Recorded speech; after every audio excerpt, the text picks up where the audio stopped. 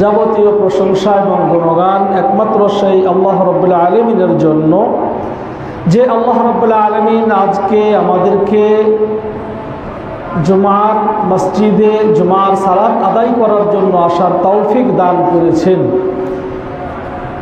অতঃপর লক্ষ কোটি দুরূদ ও সালাম বর্ষিত হোক আমাদের শেষ নবী, প্রিয় নবী মুহাম্মদুর রাসূলুল্লাহ সাল্লাল্লাহু আলাইহি ওয়াসাল্লামের ওপর। সম্মানিত মুসল্লিয়ানে কেরাম, আজকে আমি সূরা আন-নূহ থেকে কয়েকটি আয়াতে কারিমে পেশ করেছি। এই আয়াতটিকে সামনে রেখেই আজকে আল্লাহর নিকট ক্ষমা প্রার্থনার গুরুত্ব এবং ফজিলত সম্পর্কে খুতবা দেওয়ার চেষ্টা করব। ওমা তাওফীকি ইল্লা বিল্লাহ। আল্লাহর কাছে ক্ষমা প্রার্থনার গুরুত্ব এবং ফজিলত। আজকে আমরা যত আমলই করি না কেন, সবগুলো আমলের পিছনেই উদ্দেশ্য হচ্ছে আল্লাহর ক্ষমা লাভ। আমরা সালাত ঈমান থেকেই শুরু করি, যে আমরা যে আল্লাহর প্রতি ঈমান আনবো। কেন ঈমান আনবো? যাতে করে তিনি আমাদেরকে ক্ষমা করে দেন, যাতে করে তিনি রাজি খুশি থাকেন, যাতে করে তিনি জান্নাত দেন। একই বিষয়, মানে যা কিছু করব, আমরা যত আমল করব, সবগুলো আমলের পিছনে মূল লক্ষ্যই একটি, এটা হচ্ছে আল্লাহর সন্তুষ্টি অর্জন এবং তার ক্ষমা। তিনি যদি সন্তুষ্ট হয়ে যান, তিনি যদি ক্ষমা করেন, তাহলে আমাদের জন্য আর কোনো কিছু প্রয়োজন নাই, সব কিছু আমাদের জন্য সহজ হয়ে যাবে। আল্লাহ যদি ক্ষমা করে দেন, মাফ করে দেন, তাহলে ওই বান্দার আর কোনো কিছুর প্রয়োজন নাই। আল্লাহ যাকে ক্ষমা করে দিবে এর অর্থে নয় যে আল্লাহ কাউকে ক্ষমা করে দিল কিন্তু জাহান্নামে দিল, আল্লাহ কাউরের প্রতি সন্তুষ্ট থাকলো কিন্তু জাহান্নামে দিল, এরকম কিন্তু না। আল্লাহ যার প্রতি সন্তুষ্ট হবেন, আল্লাহ যার ওপর রাজি এবং খুশি থাকবেন, তিনি তাকে আল্লাহ রাব্বুল আলামিন হেদায়েত দান করবেন, তার জীবন সুন্দর হবে, তার মনে করেন ইহকাল এবং পরকাল স্বাচ্ছন্দ্যময় হবে। আল্লাহ যার প্রতি খুশি হবেন তাকেই আল্লাহ কি করবেন? হেদায়েত দান করবেন। আল্লাহ যার প্রতি খুশি হবেন তার অভাব অনটন মিটিয়ে দিবেন। আল্লাহ যার প্রতি খুশি হবেন আল্লাহ রাব্বুল আলামিন তার চাহিদা পূরণ করবেন। আর উল্টাটা, আল্লাহ যাকে ক্ষমা করে দিবেন, মানে আল্লাহ একদিকে সন্তুষ্ট আর একদিকে আল্লাহর ক্ষমা। আল্লাহ যাকে ক্ষমা করে দিবেন সে আল্লাহর রহমত প্রাপ্ত বান্দাদের মধ্যে হবে। আর যদি আল্লাহ কাউকে ক্ষমা করে দেন, সে যদি আল্লাহর রহমত প্রাপ্ত বান্দা হয়ে যায়, তাহলে কি হবে? তার জীবন সুখী হবে, তার জীবনে চলাফেরা তার জন্য সব কিছু সহজ হয়ে যাবে, তার জন্য জান্নাত লাভ সহজ হয়ে যাবে, সব কিছুই।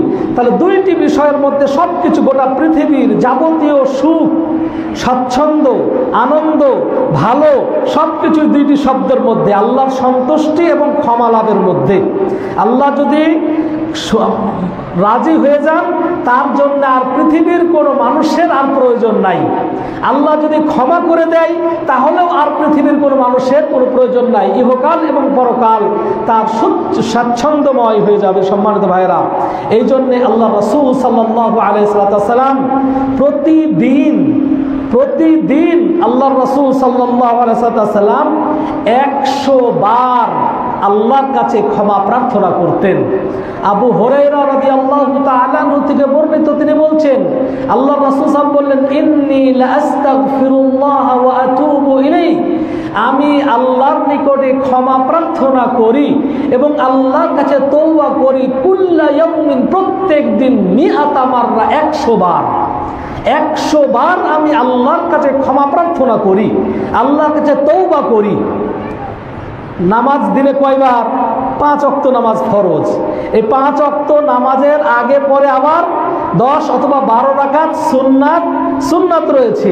এর সাথে যদি আপনি আরো তাহলে 17 রাকাত ফরজ আর 12 রাকাত সুন্নাত, কয় রাকাত হলো যোগ দেন, সব মিলে কি 100 রাকাত হবে? রাতের তাহাজ্জুদ আর চাস্তের নামাজ মিলেও কি 100 রাকাত হবে? হবে না। কিন্তু আল্লাহ রাসূল সাল্লাল্লাহু আলাইহি ওয়াসাল্লাম 100 রাকাত সালাত আদায় করতেন না। আল্লাহ রাসূল সাল্লাল্লাহু আলাইহি ওয়াসাল্লাম দিনে সিয়াম একটাই, একের অধিক সিয়াম রাখার কোনই নাই, কিন্তু দিনে 100 বার তিনি আল্লাহর কাছে ক্ষমা প্রার্থনা করতেন। আল্লাহু আকবার। তাহলে এর মাত্রা যেমন অনেক বেশি, এর ফজিলত এবং গুরুত্ব অত্যাধিক অপরিসীম, যেটা শুরুতেই বললাম যে আল্লাহ যদি সন্তুষ্ট হয়ে যায় তাহলে আর আপনার জীবনে কোনো কিছু প্রয়োজন নাই, আল্লাহই যথেষ্ট, যেটা সাহাবায়ে কেরামের ব্যাপারে হয়ে গিয়েছিলেন। আল্লাহ রাব্বুল আলামিন বলছেন রাদিয়াল্লাহু আনহুম ওয়া রাযু আনহু, আল্লাহ সাহাবীদের প্রতি সন্তুষ্ট আর সাহাবীরা আল্লাহর প্রতি সন্তুষ্ট। যখন সাহাবীদের প্রতি আল্লাহ রাব্বুল আলামিন সন্তুষ্ট হয়ে গেলেন, যার কারণে একই মজলিসে, ওই যে আমরা একটা হাদিস শুনেছি যে সুসংবাদ প্রাপ্ত সাহাবীদের সংখ্যা 10 জন। আসলে সুসংবাদ প্রাপ্ত সাহাবীদের সংখ্যা 10 জন না, অনেক। রাদিয়াল্লাহু আনহুম ওয়া রাযু আনহু, সমস্ত সাহাবায়ে কেরামই জান্নাতি।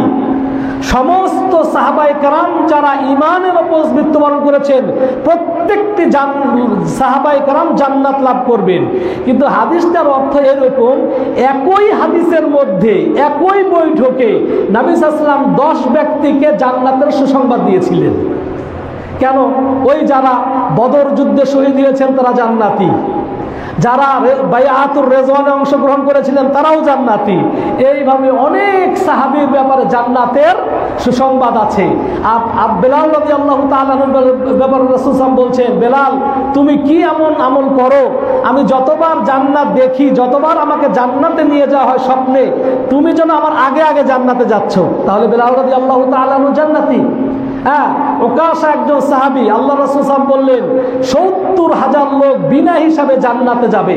লাভ দিয়ে একটা সাহাবী ওকাশা লাভ দিয়ে বলছে, আল্লাহ রাসূল আমার জন্য দোয়া করেন, আমিও যেন সেই ৭০,০০০ লোকদের অন্তর্ভুক্ত হই। বুঝে যাও আনতা মিনহুম, তুমিও তাদের অন্তর্ভুক্ত। পরে আবার একজন সাহাবী দাঁড়িয়ে উঠল, আল্লাহ রাসূল তাআলা আমারও জন্য দোয়া করেন, আমিও যেন জান্নাতি হই। আল্লাহ রাসূল বলছেন, না, সাবাকাকা ওকাশা, ওকাশা অগ্রগামী হয়ে গেছে, এই রাস্তা আর খোলা যাবে না। তাহলে কি বুঝলেন? শুধু 10 জনই যে সুসংবাদপ্রাপ্ত সাহাবী এমনটি না, সব সাহাবী সুসংবাদপ্রাপ্ত। কিন্তু একই হাদিসের মধ্যে একই মজলিসে আল্লাহ রাসূল সাল্লাল্লাহু আলাইহি ওয়াসাল্লাম জান্নাতের সুসংবাদ দিয়েছিলেন। এই জন্য বলা হয় যে 10 জন সুসংবাদপ্রাপ্ত, আশারাতুল মুবাশশিরা বিল জান্নাহ, 10 জন সাহাবী সুসংবাদপ্রাপ্ত। শুধু 10 জন নয়, সব সাহাবী সুসংবাদপ্রাপ্ত জান্নাতি। আলহামদুলিল্লাহ। তো বলছিলাম যে এই সাহাবায়ে কেরামের প্রতি যখন আল্লাহ রাব্বুল আলামিন সন্তুষ্ট হয়ে গেলেন, তাদের জীবন কত সুখময় হয়ে গেল এবং তারাও সন্তুষ্টি চিত্তে আল্লাহ রাব্বুল আলামিনের প্রতি আমল করতেন, যাদের জীবনে কোনো দুঃখ দুর্দশা ছিল না। এই জন্যে আল্লাহর সন্তুষ্টি অর্জন যদি করতে চান তাহলে আগে আল্লাহর ক্ষমা প্রার্থনাই দরকার আগে। কেন? আল্লাহ আপনার প্রতি ততক্ষণ সন্তুষ্ট হবেন না, আল্লাহ আপনার উপর রাজি খুশি ততক্ষণ হবেন না যতক্ষণ পর্যন্ত আল্লাহ আপনাকে ক্ষমা না করবেন। আর আপনি ক্ষমা পাবেন কিভাবে? আল্লাহর কাছে ক্ষমা চাইতে হবে, আল্লাহর কাছে তওবা করতে হবে, আল্লাহকে বলতে হবে, আল্লাহ আমাকে তুমি ক্ষমা করো, তুমি মাফ করো, আমি ভুল ভ্রান্ত করেছি। এই জন্যে আহাম্মুল ইবাদাহ, সবথেকে গুরুত্বপূর্ণ যে ইবাদত, সেই ইবাদতের, সেই সালাতের শেষ বৈঠকে আমরা কি বলি? ইন্নী যালামতু নাফসি যুলমান কাসীরা, হে আল্লাহ আমি আমার আত্মার প্রতি অনেক জুলুম করেছি, ফাগফিরলি, তুমি আমাকে ক্ষমা করে দাও, ফাইন্নাহু লা ইয়াগফিরুয যুনুবা ইল্লা আনতা, তুমি ছাড়া ক্ষমাশীল আর কেউ নাই, তুমি ছাড়া আমাকে মাফ করে দেওয়ার মতো কেউ নাই। এটাই হচ্ছে ইবাদত। আল্লাহর কাছে ক্ষমা প্রার্থনা করা, আল্লাহর কাছে ক্ষমা চাওয়া, আল্লাহর কাছে মাফ চাওয়া, ইস্তেগফার করা আল্লাহর কাছে, এটা ইবাদতের একটা অন্যতম একটি অংশ। যেমন দোয়াকে বলা হয় আর-দুআ হুয়াল ইবাদাহ, দোয়াটাই ইবাদত, ইস্তেগফারও একটি ইবাদত।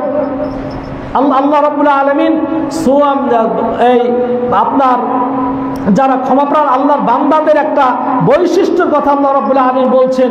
বলতে বলতে আল্লাহ রাব্বুল আলামিন বলছেন যে আল্লাহর বান্দাদের বৈশিষ্ট্য, অনেকগুলো বৈশিষ্ট্য বলার পর আল্লাহ রাব্বুল আলামিন বলছেন ওয়াল্লাযীনা, সূরা আলে ইমরানের মধ্যে আল্লাহ রাব্বুল আলামিন বলছেন ওয়াল্লাযীনা ইযা ফাআলু ফাহিশাতান, আল্লাহর বান্দাদের বৈশিষ্ট্য হলো এমন, ইযা ফাআলু ফাহিশাতান, আল্লাহর বান্দারা যদি কখনো কোনো ফাহিশা কাজ করে ফেলে, কোনো অশ্লীল কাজ করে ফেলে, আও যালামু আনফুসাহুম, অথবা তারা নিজেদের প্রতি জুলুম করে, কোনো অত্যাচার করে, কোনো গুনাহের কাজ করে ফেলে, যাকারুল্লাহ, যখনই এই ফাহেসা কাজ করার পরে, অশ্লীল কাজ করার পরে, গর্হিত কাজ করার পরে, মন্দ কাজ করার পরে যখনই আল্লাহর বান্দার আল্লাহর কথা স্মরণ হয়, ফাস্তাগফিরু লিযুনুবিহিম, সাথে সাথে আল্লাহর কাছে ক্ষমা প্রার্থনা করে।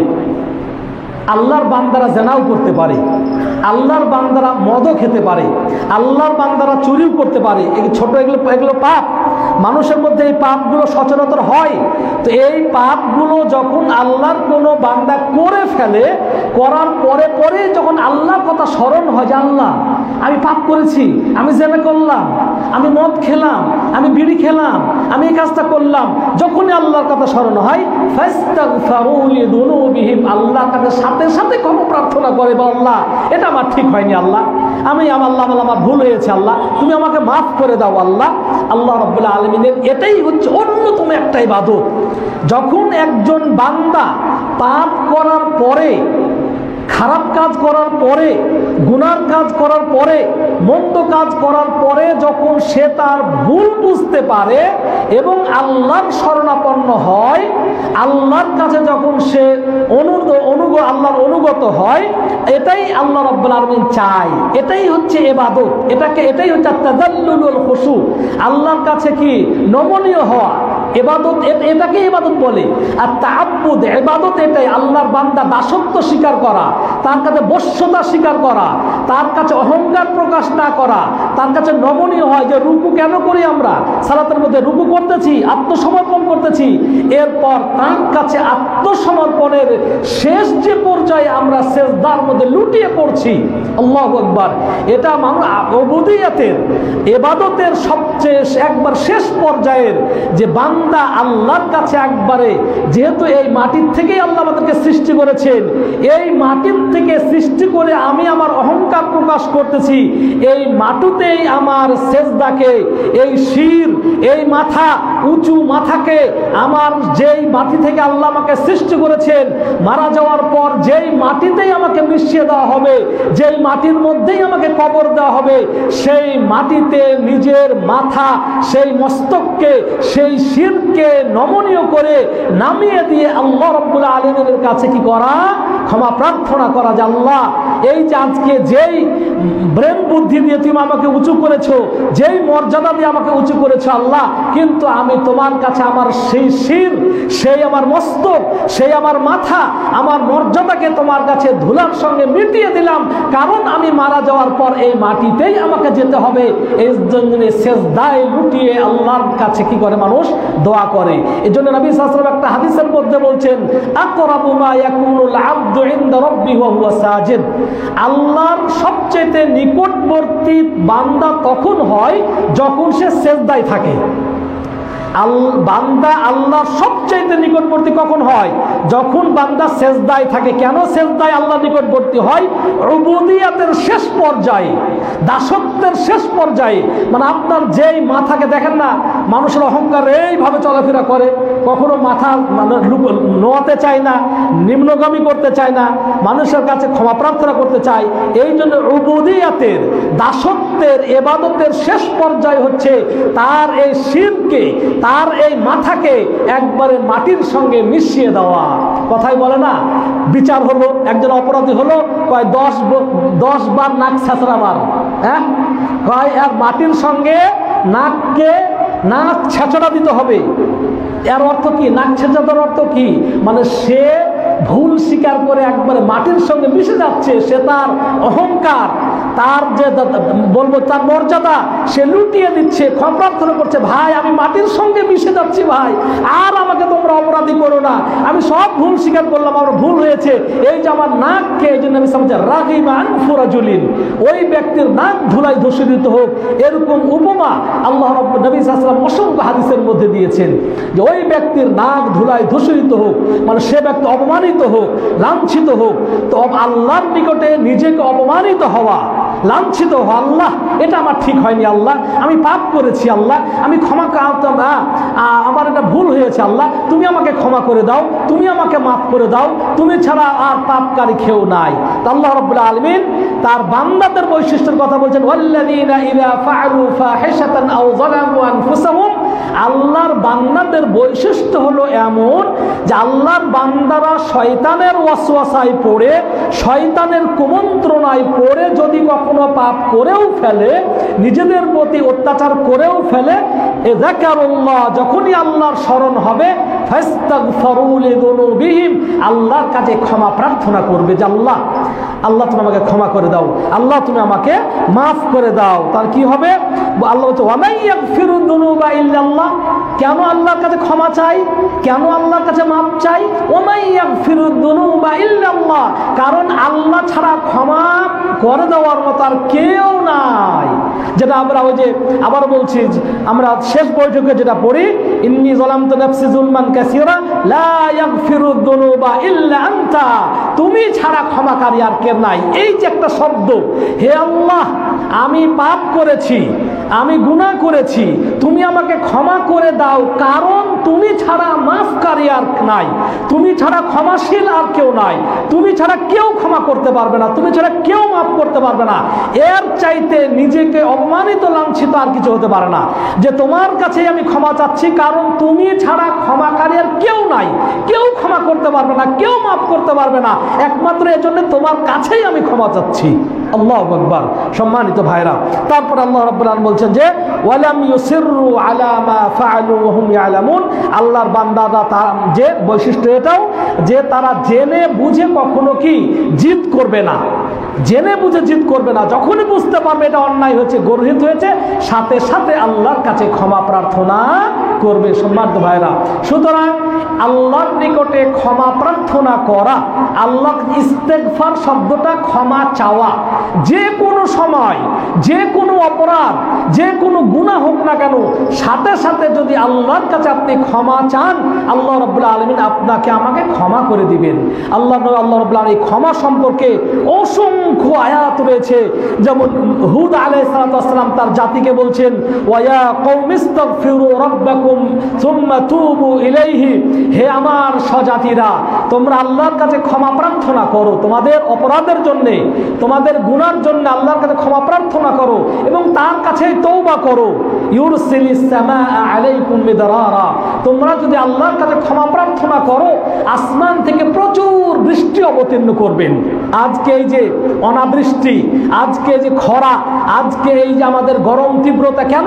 সব এগুলো পাপের ফসল, আমাদের পাপের ফসল এগুলো। আল্লাহ রাব্বুল আলামিন বলেন যাহারাল ফাসাদু ফিল বাররি ওয়াল বাহরি বিমা কাসাবাত আইদিকুম, এই জলে এবং স্থলে যত বিপর্যয় রয়েছে এগুলো তোমাদের সব হাতের কামাই।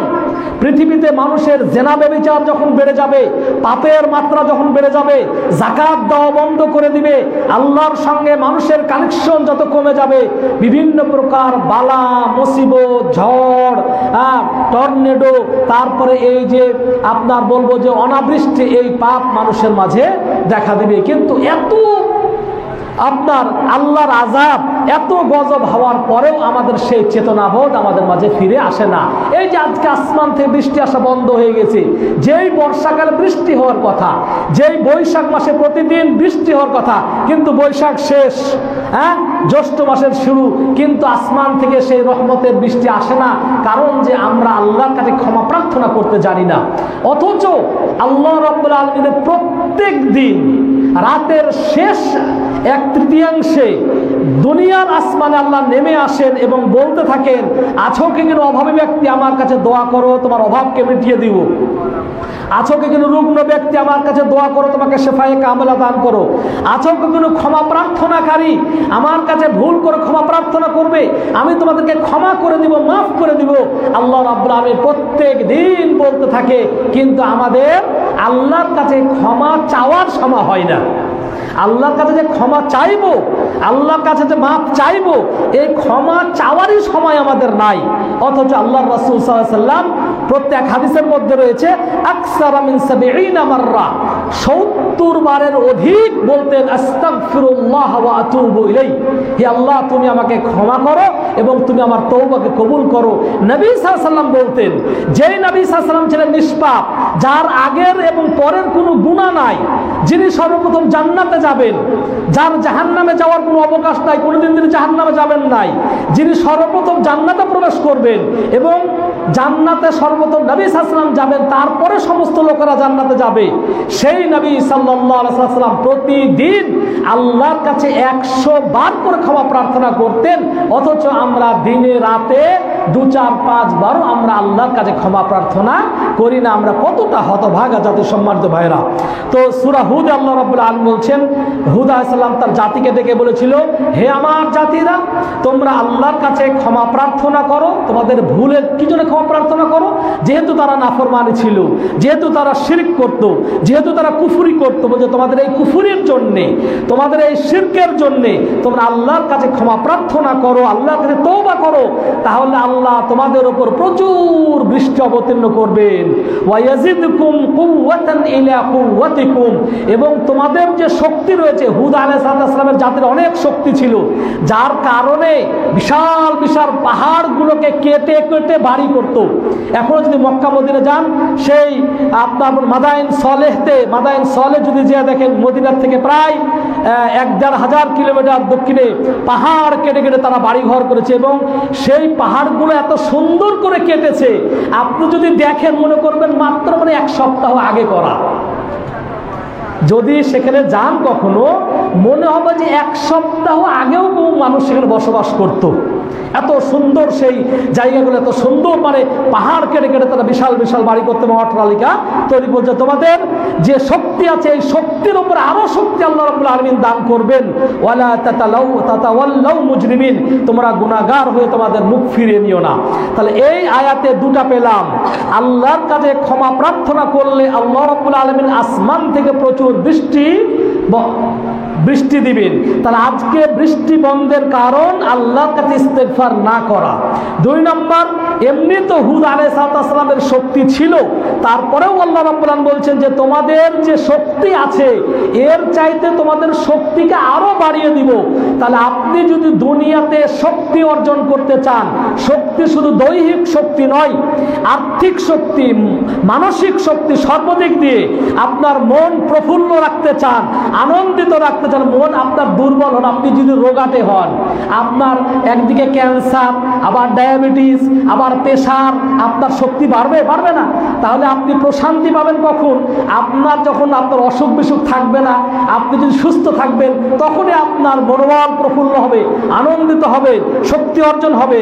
তো এই ইস্তেগফার করার মাধ্যমে শক্তি অর্জন হয়, সেটা দৈহিক শক্তিও হয়, আর্থিক শক্তিও হয়, মানসিক শক্তি হয়, সর্বদিক দিয়েই আপনার এগুলো বৃদ্ধি পাবে।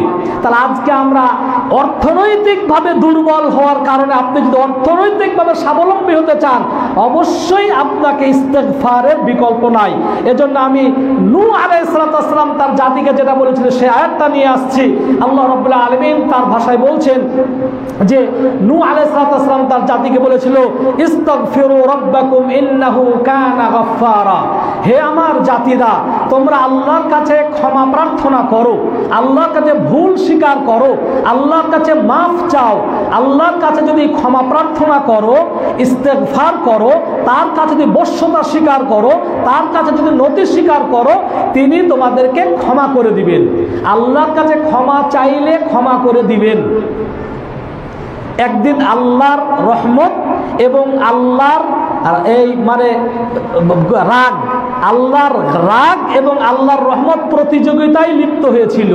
আল্লাহর রাগ এবং আল্লাহর রহমত প্রতিযোগিতায় লিপ্ত হয়েছিল। আল্লাহর রাগের ওপরে আল্লাহর রহমত বিজয় লাভ করেছিল। আল্লাহু আকবার। গাফুর শব্দের অর্থ হচ্ছে ক্ষমাশীল, গাফফার শব্দের অর্থও ক্ষমাশীল।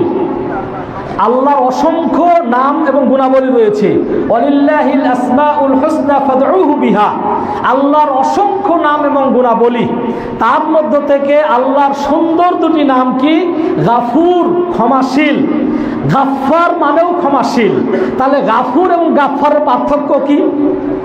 গাফুর মানেও ক্ষমাশীল, গাফফার মানেও ক্ষমাশীল। তো পার্থক্য কি? পার্থক্য হচ্ছে গাফফার মানে অধিক ক্ষমাশীল, মানে আল্লাহ যত ক্ষমা করেন মানুষেরা তত ক্ষমা করে না, তিনি এত অধিক পরিমাণ ক্ষমা করেন। তো আল্লাহ এখানে নূহ আলাইহিস সালাম তার জাতিকে বলছেন ইস্তাগফিরু রাব্বাকুম, আল্লাহর কাছে ক্ষমা প্রার্থনা করো, ইন্নাহু কানা গাফফারা, তিনি তোমাদের অধিক মাত্রায় ক্ষমা করে দিবেন। কম ক্ষমা করলে আল্লাহ রাসূল দিনে 100 বার ক্ষমা প্রার্থনা করতেন না। কেন? আল্লাহ তো বেশি মাফ করবে না, সুতরাং একবার, দুইবার, 5 বার বললে হয়েছে। আল্লাহর নবী প্রতিদিন 100 বার ক্ষমা প্রার্থনা করার অর্থ আল্লাহর একটি নাম গাফফার, যতবার ক্ষমা চাইবেন ততবার তিনি ক্ষমা করে দিবেন। সুবহানাল্লাহ। যেমন অন্য একটা হাদিসে কুদসির মধ্যে নবী সাল্লাল্লাহু আলাইহি ওয়াসাল্লাম বলছেন, আল্লাহ রাব্বুল আলামিন বলছেন যে মানুষেরা যতদিন পর্যন্ত আল্লাহর কাছে ক্ষমা প্রার্থনা করতে থাকবে এবং তার কাছে, আল্লাহর কাছে চাইতে থাকবে, আল্লাহ রাব্বুল আলামিন কি করবেন? তাদেরকে ক্ষমা করে দিবেন, তিনি কোনো পরোয়া করবেন না, তিনি কোনো পরোয়া করবেন না। হাদিসে কুদসির মধ্যে দেখেন, আনাস বিন মালিক রাদিয়াল্লাহু তাআলা আনহু থেকে বর্ণিত, তিনি বলছেন ক্বালা আল্লাহ, আনাস বিন মালিক আল্লাহর রাসূল থেকে বর্ণনা করছেন, আল্লাহর নবী আল্লাহ থেকে বর্ণনা করছেন। আল্লাহ বলছেন হাদিসে কুদসিতে, ক্বালা আল্লাহ ইয়া ইবনা আদম, হে আদম সন্তান, হে বানি আদম, ইন্নাকা মা দাউতানি ওয়া রাউজাউতানি, তোমরা যতদিন আমাকে ডাকতে থাকবে, তোমরা যতদিন তোমরা আমার কাছে আশা পোষণ করতে থাকবে, গাফারতু লাকা আলা মা ফিকা ওয়ালা উবালি, যতদিন আমাকে ডাকতে থাকবে, যতদিন আমার কাছে আশা পোষণ করতে থাকবে, আমি তোমাদেরকে ক্ষমা করে দিব, কোনো পরোয়া করব না। আল্লাহু আকবার, সুবহানাল্লাহ। তারপর বলছেন ইয়া ইবনা আদম লাউ বালাগাত যুনুবুকা আনানাস সামা, হে আদম সন্তান, তোমাদের পাপ, তোমরা পাপ করতে করতে করতে করতে আসমান পর্যন্ত যদি তোমরা পরিপূর্ণ করে দাও। কে বলছেন? আল্লাহ বলছেন হাদিসে কুদসির মধ্যে, হে আদম সন্তান, তোমরা যদি পাপ করতে করতে তোমাদের গুনাহগুলো যদি আসমান পর্যন্ত পৌঁছে যায়, সুম্মাস্তাগফারতানি, এরপরেও যদি তোমরা আমার কাছে ক্ষমা প্রার্থনা করো, গাফারতু লাকা ওয়ালা উবালি, আমি আল্লাহ তোমাদেরকে ক্ষমা করে দেব, কোনো পরোয়া করব না। সুবহানাল্লাহ। তাহলে এই যে আজকে আমরা একটুতেই, অনেক ভাই আছেন, অনেক যুবক ভাই আছেন সারাদিন ক্লাম বোর্ড খেলে, অনেক যুবক ভাই আছেন সারাদিন দাবার গুটি চালে, অনেক যুবক ভাই আছে সারাদিন গান শোনে, তারপরে বিড়ি, সিগারেট, গাঁজা এই খাচ্ছে। এই ভাইদেরকে যখন বলি যে ভাই আসেন একটু নামাজ পড়েন, ভাই তওবা করেন, ভাই ভালো হয়ে যান, না হুজুর লাভ নাই হুজুর, আমি যে খারাপের খারাপ, হ্যাঁ আমি যে গাঁজা খাই, আমি যে নারীর জেনা করি, আমি যে করেছি, আমার আর রক্ষা নাই হুজুর, এই জান্নাত আপনাদের জন্য, আপনারাই জান্নাতে যান, আমরা জাহান্নামে যাব। ইন্না লিল্লাহি ওয়া ইন্না ইলাইহি রাজিউন। ওই সমস্ত যুবক ভাইদেরকে বলবো, খবরদার এই কথাটা বলবে না। আল্লাহ রাব্বুল আলামিন বলছেন, কুল ইয়া ইবাদিয়াল্লাযীনা আসরাফু আলা আনফুসিহিম লা তাকনাতু মির রাহমাতিল্লাহ। আল্লাহ বলছেন, হে আমার বান্দারা, তোমরা যারা পাপ করতে করতে করতে করতে সীমা লঙ্ঘন করে ফেলেছো, লা তাকনাতু মির রাহমাতিল্লাহ, আল্লাহর রহমত থেকে তোমরা বঞ্চিত হয়ে না, নিরাশ হয়ে না। ফা ইন্নাল্লাহা ইয়াগফিরুদ যুনুবা জামিআ, আল্লাহ রাব্বুল আলামিন তোমাদের সকল অপরাধকে ক্ষমা করে দিবেন। সুবহানাল্লাহ। এটা আমার কথা নয়, আল্লাহ নিজে বলছেন, হে আমার বান্দারা, তোমরা যারা পাপ করতে করতে একবারে সীমা লঙ্ঘন করে ফেলেছো, একবারে শেষ পর্যায়ে চলে গেছো, মনে করেছো আর ক্ষমা নাই, আর পাপ নাই, আর জান্নাত পাবে না, আর তোমরা ভালো হতে পারবে না, খবরদার, লা তাকনাতু মির রাহমাতিল্লাহ, আল্লাহর রহমত থেকে তোমরা নিরাশ হয়ে না। আল্লাহ নিজে বলছেন, ফা ইন্নাল্লাহা ইয়াগফিরুদ যুনুবা জামিআ, আল্লাহ তোমাদের সব পাপকে মোচন করে দিবেন। আল্লাহু আকবার। আল্লাহ নিজেই তো বলছেন যে আমি তোমাদের তোমাদেরকে উবালি কোনো পরোয়া করব না।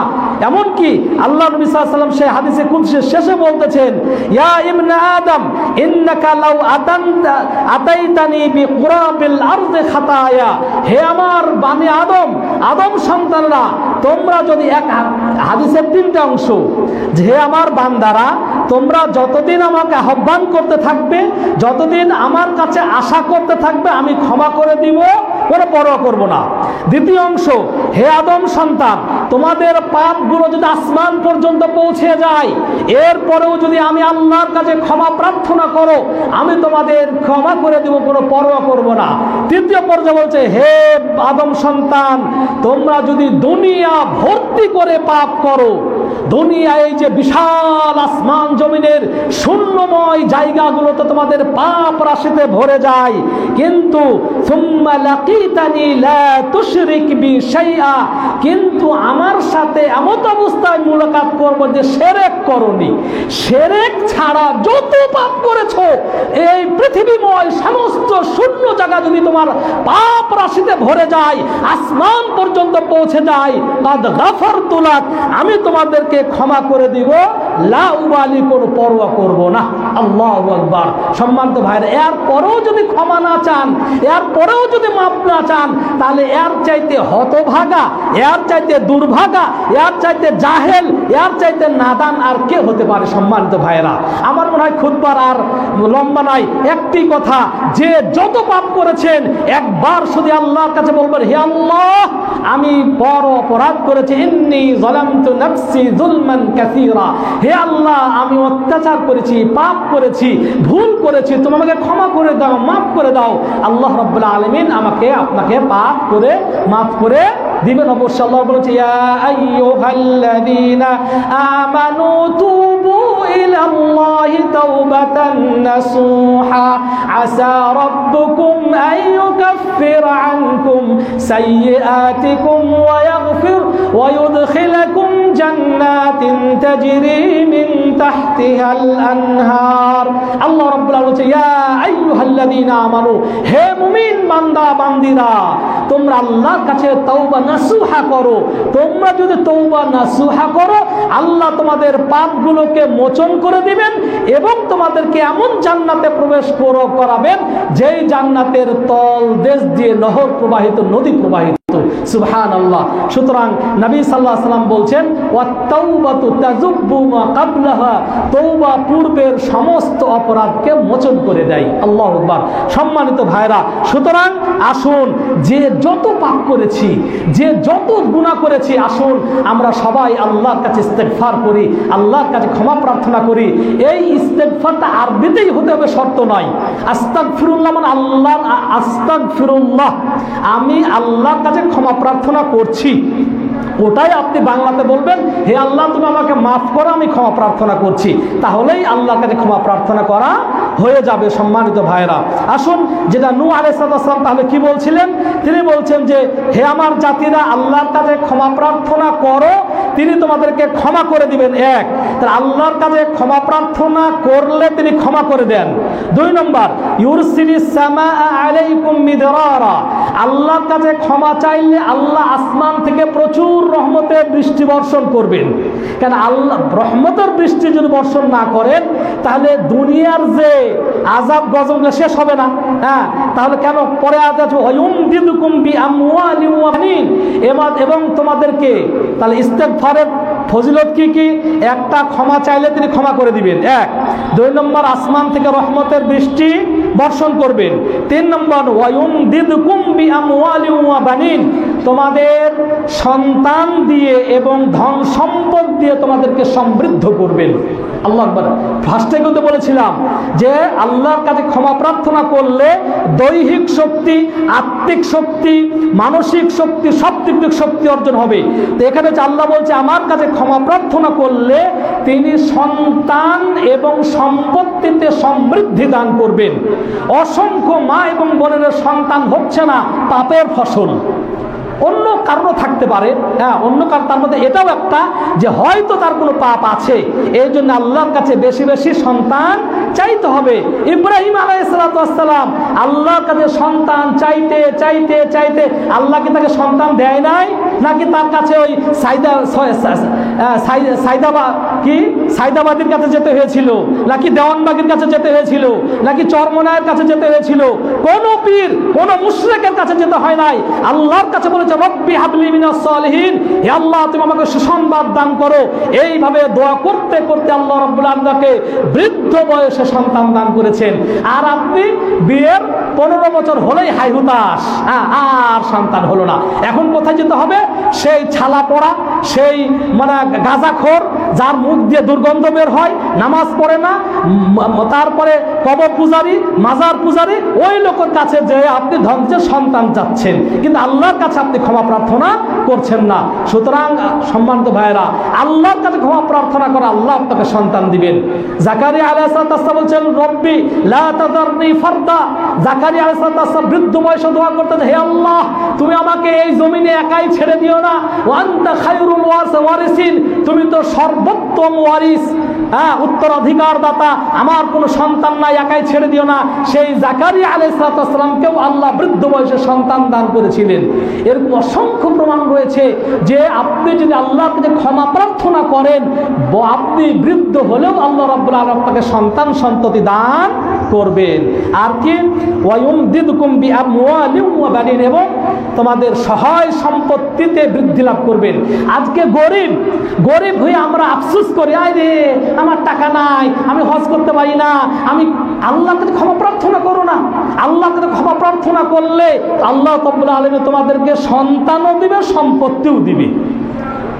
হ্যাঁ, কিন্তু আমরা যারা রিক্সা চালক আছে কয় ওয়াক্ত নামাজ পড়ে, যারা ড্রাইভার আছে কয় ওয়াক্ত নামাজ পড়ে, খেটে খাওয়া মানুষগুলো কয় ওয়াক্ত নামাজ পড়ে।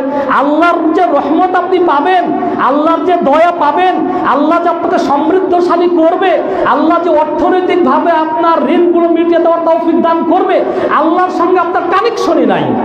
আপনি সালাত আদায় করেন না, ইস্তেগফার করেন না, আল্লাহকে ডাকেন না, তার কাছে আশা পোষণ করেন না। রিক্সা সারাদিন চালায়, 5 টাকা পায়, 3 টাকা খাজা বাবার দরবারে পাঠিয়ে দেয়।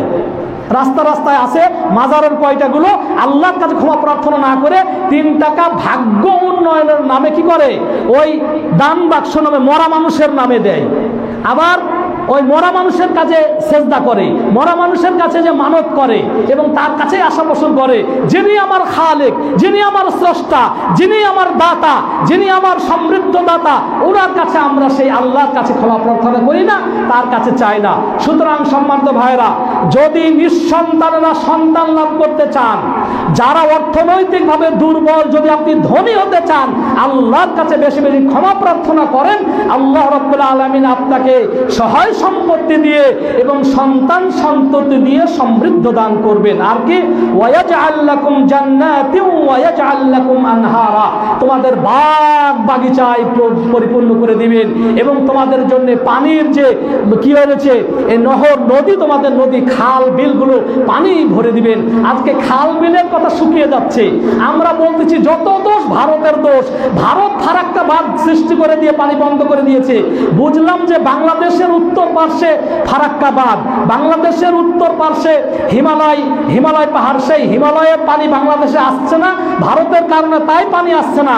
কিন্তু সেই মিশরের পূর্ব দিকে কি ভারতের হিমালয় আছে? তাহলে তাদের কাছে পানি আসে কি করে? সেই আফ্রিকার নদীগুলোতে পানি আসে কি করে? কোন সেই আল্লাহ রাব্বুল আলামিন পানি দেয়? এটা কথার কথা মাত্র, সামনে আমরা দেখছি। তাই মূল হচ্ছে শক্তি আল্লাহ রাব্বুল আলামিন। আজকে আমরা বাংলাদেশের মানুষ, আমার ঈমান নাই, আকীদা নাই, ইখলাস নাই, ইবাদত নাই, চুরি ডাকাতি ঘুষ ছিনতাই হাজার কোটি কোটি আমি পাপাচারের মধ্যে লিপ্ত আছি। এই জাতিকে আল্লাহ রাব্বুল আলামিন পানি দিবেন না। এর আগে ফারাক্কা হবে, আরো হবে, 1টা হবে, 10টা হবে, এরা পানিতেও ডুববে, পানি না খেয়েও তারা মরবে। কারণ আল্লাহর কাছে ইস্তেগফার করি না, আল্লাহর কাছে ক্ষমা প্রার্থনা করি না।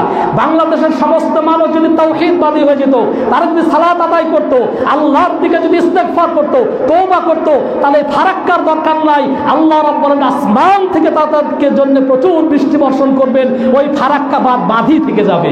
কিন্তু দোষ হচ্ছে কি আমার আপনার, আল্লাহ কাছে ক্ষমা প্রার্থনা করি না।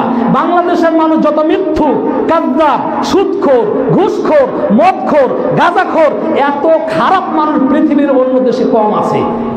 কারণ আমরা অনেক রাষ্ট্র গেছি, তো অনেক রাষ্ট্র গেলে দেখেছি এই দেশের মতো এত ধোঁকাবাজ লোক, বাংলাদেশের মতো ধোঁকাবাজ লোক খুব কম পাওয়া যায়।